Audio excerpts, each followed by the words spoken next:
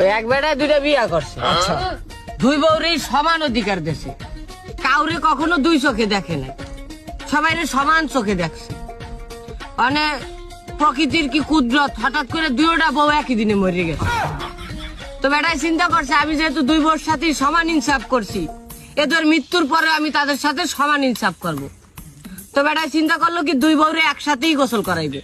একসাথে গোসল করাইছে, একসাথে জানাজা দেবে, একসাথে জানাজা দেছে। তারপরে যখন তারে কবর দিতে নিয়ে যাবে তখন ঘর থেকে বাইর করবে, আর একটা ঘরে তো দরজা একটাই থাকে, তখন করবে কি বেটায় চিন্তা করছে আমি একসাথে আমার দুই বউরে যেহেতু বের করবো, তো আমার আর একটা নতুন দরজা বানান দরকার। তো মিস্ত্রি আইনা কাটায় করে একটা দরজা বানাইছে নতুন, মানে দুই দরজাটা সমান ভাবে বউ দুজনের বাইর করিয়া নিয়ে যায় দাফন দিয়ে আসছে। ওদিনকার রাত্রে বেটায় ঘুমানোর পরে তার স্বপ্নে এক বউ আসছে, আইসে কয় তুমি ছোটটারে নতুন দরজাটা বাইর করছো আর আমারে পুরান দরজাটা বাইর করছো, আমি আগের থেকেই জানতাম যে তুমি তোমার ছোট বউরে বেশি ভালোবাসো।